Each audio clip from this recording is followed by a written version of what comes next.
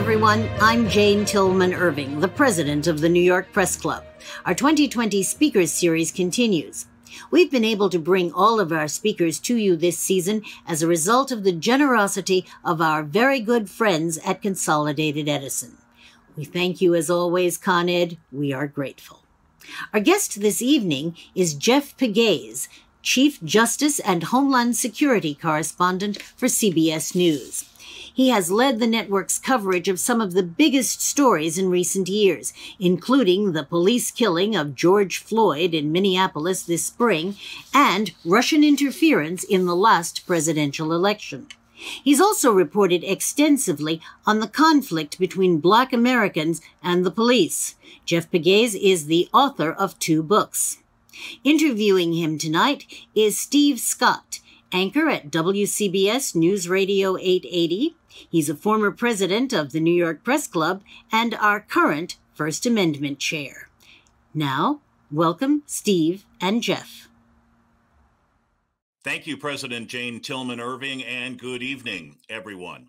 We're glad that you're with us tonight for this virtual speaker series presented by the New York Press Club. We'd rather all be together, obviously, but given the circumstances, we're glad that we can be together virtually. Before we get to Jeff Pegues, and we do have some breaking news to talk about with Jeff in just a moment, some quick housekeeping notes. We do want to take your questions tonight. How do you submit a question? Well, on your computer, you hit escape. That will exit full screen. Then you'll see a button through which you can enter your questions. Those questions will then be curated and sent to me on my phone via text. So if at times throughout the evening you see me looking down at my phone, I'm not checking a World Series score, I am getting the next question. And finally, Jeff and I are on about a 2-second delay here. So if we happen to step on one another, or maybe there's a gap in the audio in the conversation, that is why. But we're going to try not to let that happen. Now, without any further ado, I'd like to welcome in Jeff Pegues, the Chief Justice and Homeland Security Correspondent at CBS News. Jeff is seen on all platforms of CBS News, including the CBS Evening News with Norah O'Donnell, where he's been very busy lately. He's the author of a couple of books, and some of our viewers may remember Jeff from his days at WABC TV, Channel 7, here in the city. Jeff, on behalf of the New York Press Club, welcome, and thanks for being with us. Hi, Steve. So good to see you. Now, as I said at the top, we have some breaking news, and this may actually affect Jeff's time with us this evening. Jeff, just in the last few minutes, you've been alerted that the FBI is holding a rare evening news conference. What can you tell us? Well, we are getting the sense, based on the timing of this press conference and based on the information that our sources are giving us at this time, which is not a lot, but the fact that they're holding this press conference right now, within 2 weeks of the election, it has to be something significant. Furthermore, we haven't had a press conference at the FBI where they've allowed our cameras in since February or April? So it's been quite some time. Typically, the Department of Justice has done these kinds of things via virtually, like all of the world is doing these days. But the fact that they're actually letting our cameras in there and reporters in there at this hour, at this time, really suggests to us that this is breaking news, that this is the kind of information that is certainly important to the FBI. This harkens back to 2016, then FBI Director Jim Comey with a big email announcement just before the election. And here we are, as you said, less than 2 weeks out. We're in the evening. It's not the middle of the day when you might normally have a news conference. This leads you to believe that this is possibly going to be something big. And we do want to point out, at any moment, Jeff Pegues may get the word from CBS News that he needs to go, and he is going to wave, and he is going to go. And unfortunately, our time will be cut short. But really, how unusual is this? This is really got to be an eye-opener. It is, and it just reminds me that, when I was in New York, I had hair. Since I've been in D.C. covering law enforcement, I've lost all my hair because I spend most of my days and nights listening to these little notifications on my computer and my phone. And there's always something. I had cleared my schedule for your interview, Steve. And I thought, we were cruising toward victory and we'd have a nice session together. But then in the last few minutes before I was to appear here with you, this happens. There's always something. And I think every working journalist who is watching this right now totally understands that if you have a beat and something happens on your beat, you don't sit here and talk to some guy in a speakers series. And I'll bet, Jeff, that probably some of the people watching right now, when you get up and go, they're going to have to get up and go too. Yeah, I think that's the case, and I think that's why it's important that we discuss this. This is, after all, a news community that we're talking to here. And so you're right, Steve. I think people understand, but I'm a little anxious right now as we carry on this conversation. Just, wondering, what could this be? You brought up 2016, and frankly, the lessons learned by the FBI from 2016, when, of course, James Comey, the former director of the FBI, stepped in just days before the election and said, we have to reopen the Clinton investigation. And that was a big no-no. I think that's really the lesson learned from 2016 for the FBI, at least. People on the inside of the Bureau certainly felt that their credibility was hurt by that. And so they have been trying, my sources tell me, and you can just see it by their posture, they have been trying to stay out of this election. So that's why I'm anxious to see what is this that they feel is so important that they have to do it at 7:30, 8 o'clock at night. So we're just minutes away from finding out. All right. And when that time comes, again, Jeff is going to have to get up and go. But let's get in a few questions, including some listeners from our viewers. And let's start with election security. Here we are less than 2 weeks away. How secure is this presidential election? That is a good question. And I think that is one that we'll know the answer to maybe a week or two after the election, or maybe longer than that. I think that's the real unknown. There have been steps taken by the Department of Homeland Security since 2016 to harden election systems across the country, whether it be voter databases that were breached or probed in 2016, or other aspects of the election system at both the state and local level that were impacted by Russian operations in 2016. So DHS has tried to harden those systems. But of course, everyone knows that the president has, to date, a mixed record when it comes to supporting his administration's efforts to work with election systems across the country to make sure that they are secure and safe from the kinds of intrusions that we saw in 2016. So we'll just have to see, but that is a good question. A lot of work has been done. There's no doubt about that. A lot of local and state entities have been working with DHS, conducting these screenings periodically, these scannings of their systems to make sure that malware hasn't been installed or these hackers haven't gotten in. And also a lot of states have moved to paper backups because really, what you hear in election circles is that you're only as strong as your weakest link. And what that means is you have all these different systems across the country, but say we're talking about some small town with 100 people, maybe 2,000 people. If there is a vulnerability there, it could cast a shadow across the election, across this country. So you're only as strong as your weakest link. And that's why you have to make sure that every sort of vulnerability is plugged and safe and ready to go.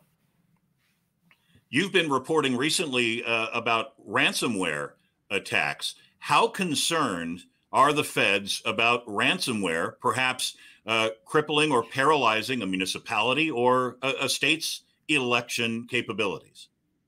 Well, that could be the next battleground. in election security, because what we've seen over the last, 3 or 4 years is that these hackers have used ransomware to threaten cities, hospital systems, all sorts of organizations. And they've done it to, they've had some success doing it. And that's why you see more of these hackers getting into the game. Now, what we've been exploring is, could it be that these hackers, some of whom are affiliated with Russia or other foreign adversaries, could they be planning some sort of ransomware attack where they lock up an election system and demand, say, $400,000 in Bitcoin? So that is a concern, because, again, you're only as strong as your weakest link as far as this election is concerned. And so if something like that happens, that's all it will take for questions to be raised about the credibility of the vote. And you certainly don't want to see that happening. I think you make a good point. They don't have to attack, say, the biggest city or the biggest county in any given state. But if you go to a battleground state where the president and Joe Biden are running neck and neck, if you can go after a medium size or even a medium small municipality, if you can lock it up there, you can create some real havoc.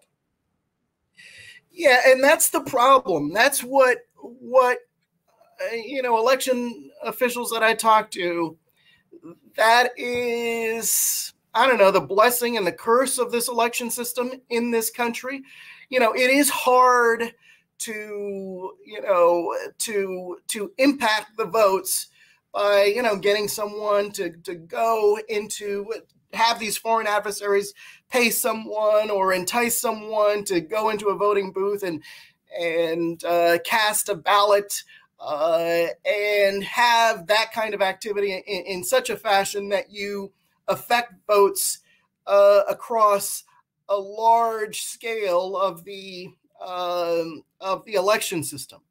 What you could do, and this is something that I have discussed in my book, Compromat, what Obama officials were concerned about in 2016 is that all it would take is for some guy who happened to be Russian appears on YouTube saying, "Hey, I've hacked your machines in Atlanta, Georgia, or some small town somewhere else." That's all they would have to do. And if that person appears on YouTube and millions of people see it, well, it is the kind of thing that really concerns law enforcement officials. I mean, that's all it would take, is one person to raise concerns, which is another reason why you have a lot of people who are concerned about some of the statements that the president has been making, calling into question the credibility of the vote. So there are so many different issues related to this election that we are concerned about. We have so many balls in the air, just trying to figure out which one of them drops and becomes the big story post-election. Jeff, I think you just made an excellent point about this person going on YouTube. You don't actually have to attack the election system in Atlanta, Georgia. But if you go on and say, "I have attacked the election system in Atlanta, Georgia," it raises questions, and who knows where we go from there. Exactly. It doesn't take much. And that's why it is important for public officials to come out and reassure the American people that their votes will count. And most people have been doing that.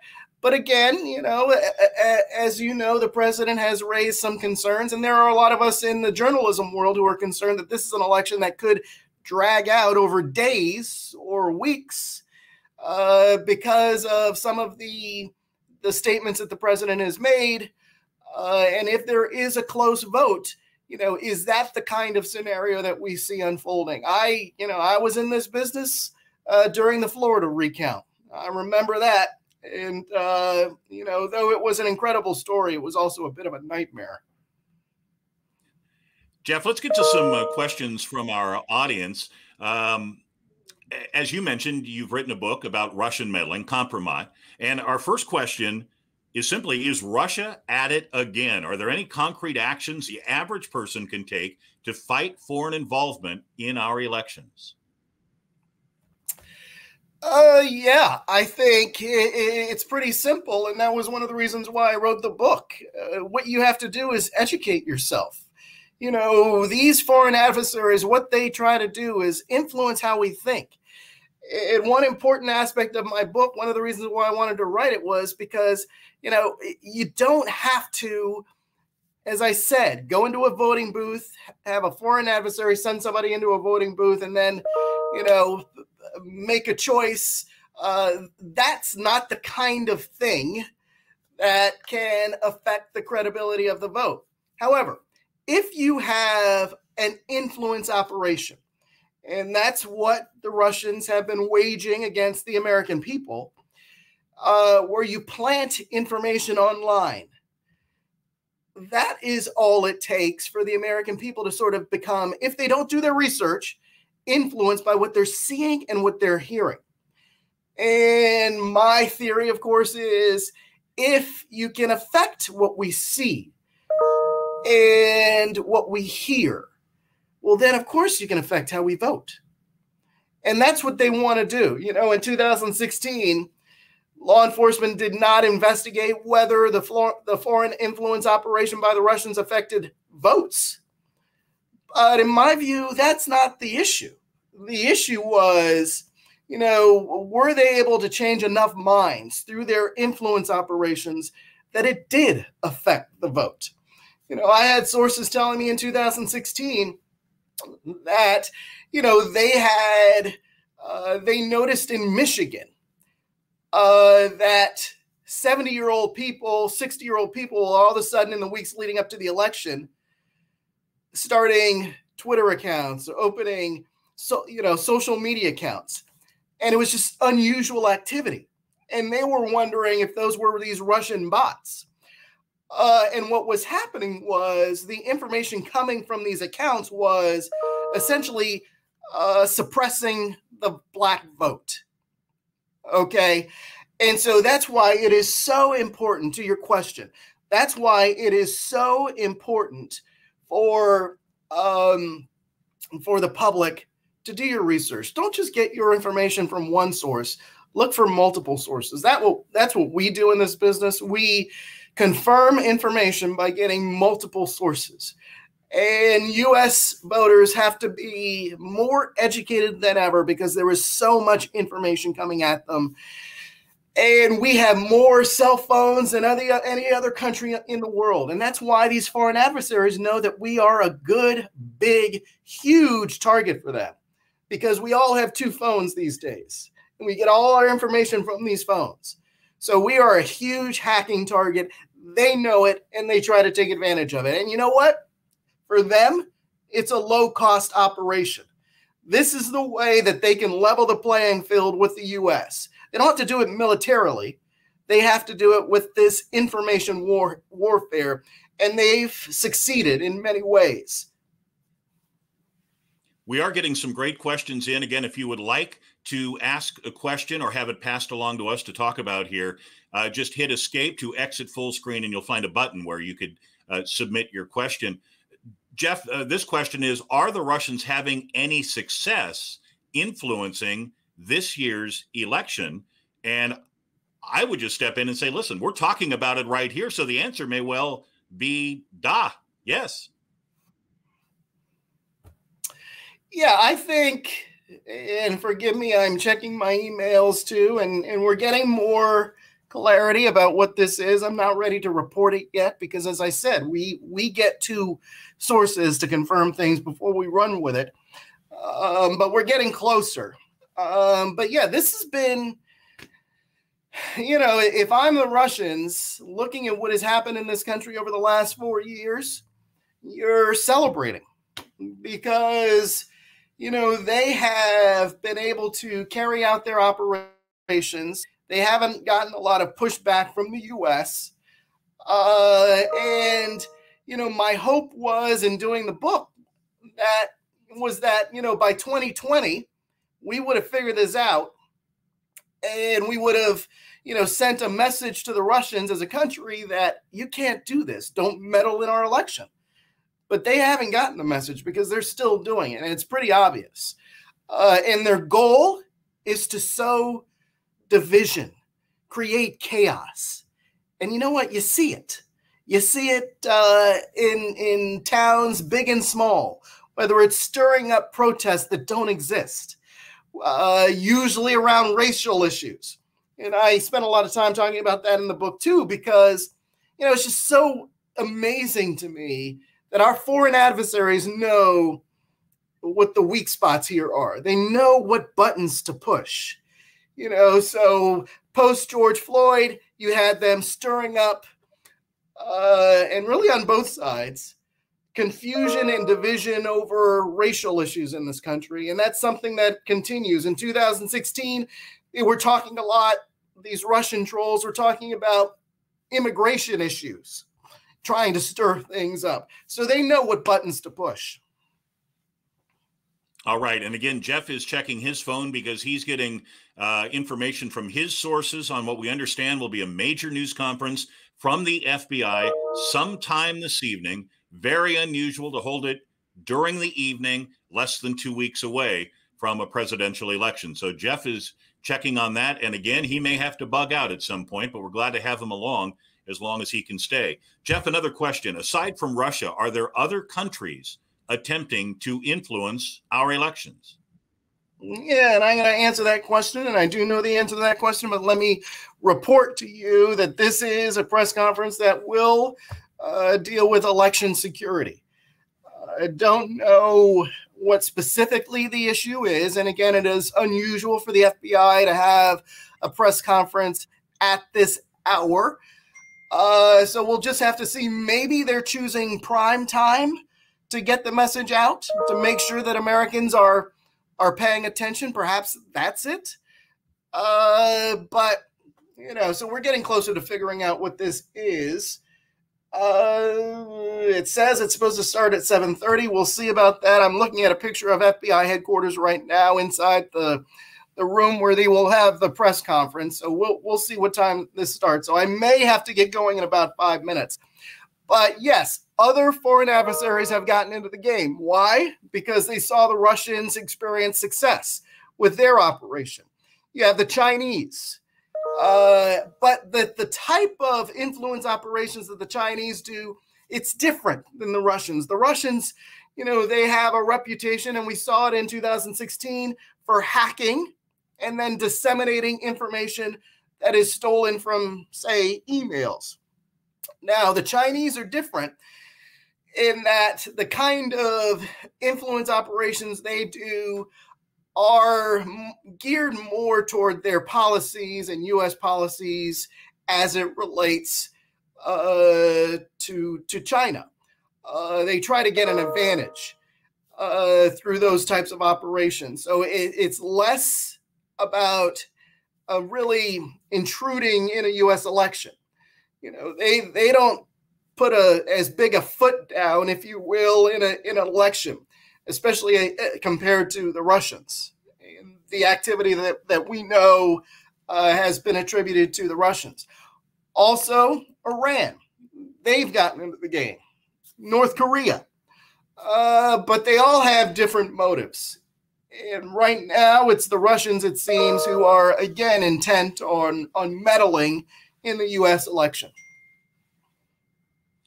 If I can ask, all these places are meddling with our elections.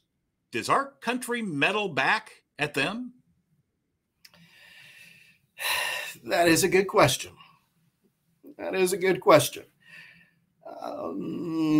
Obviously that's something that U.S. officials don't like to talk about.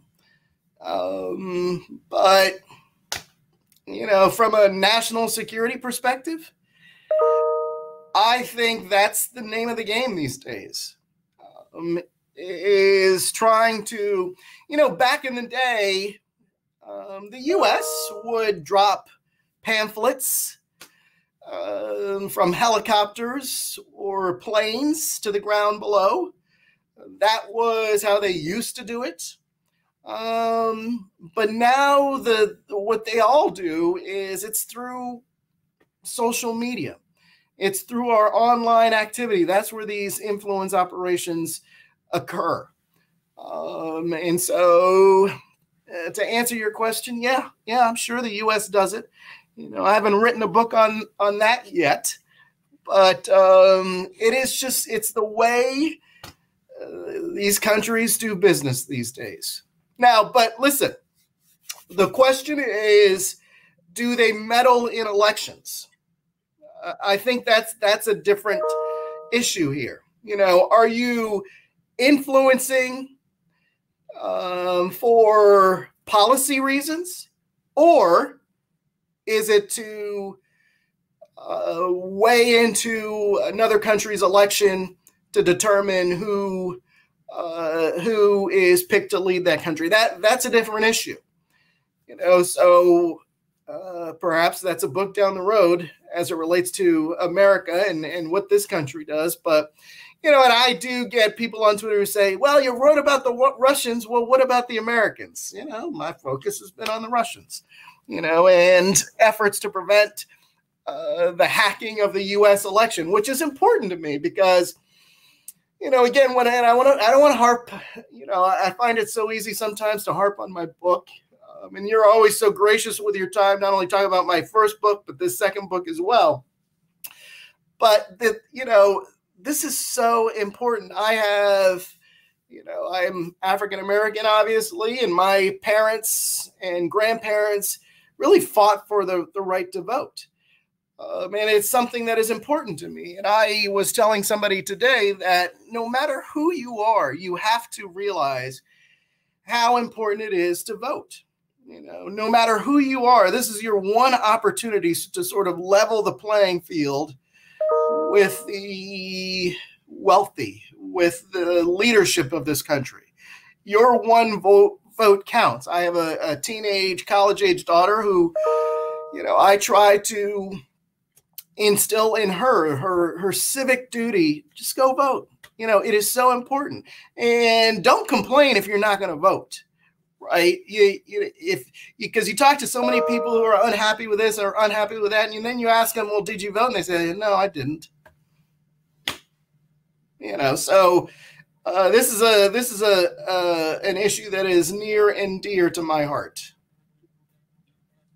And knowing that you may have to bug out at any time, I do want to ask you about another area of expertise that you have. Your other book, Black and Blue, looks at relations between police and communities of color. 2020 has been a tough year in that regard. Where do we stand right now in relations between police departments across America and communities of color? Well, it's